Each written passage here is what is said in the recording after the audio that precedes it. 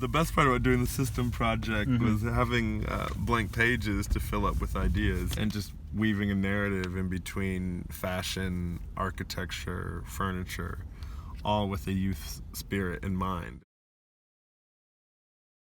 There was 500 young people who I would imagine 99% of them may have never picked up a system magazine before, which is the metric. That was my goal and metaphor for life, essentially.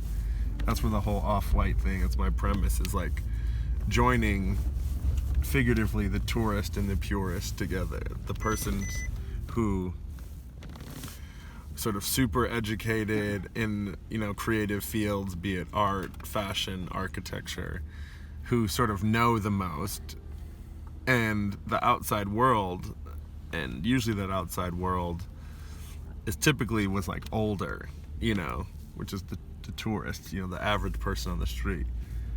The only reason why there's that many kids is because there's a young generation that wants to be a purist, that just needs someone to say, hey, look at this. Here's a book on a shelf that it might look like any other magazine, but there's real content inside. And if you read it, you'll learn something that you can apply to your ambition.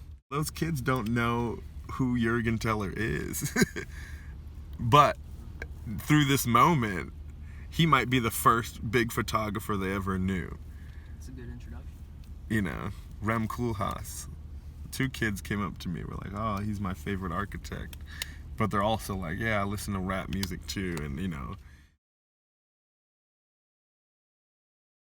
I grew up looking on the TV for somebody to sort of show me the ropes. Like seeing a rap video with Pharrell in it, like in Tokyo, was like, man, I was just into the music. Now I'm interested in like this random, thought of being in Tokyo one day myself. I was fortunate enough to like meet those people and, but then I was like, what about all the other kids that are sitting at home that don't have that inspiration? Don't have one figurehead person where they can just look on their Instagram and be like, okay.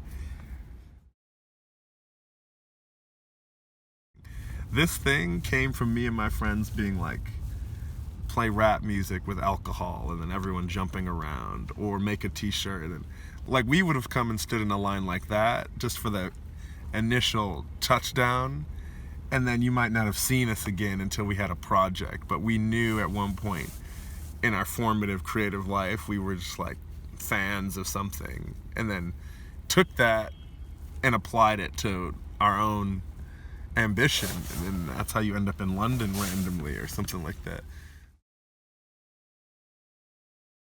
That's the whole point. Now is probably the most fertile time to sort of be that ambitious. The internet is a powerful tool.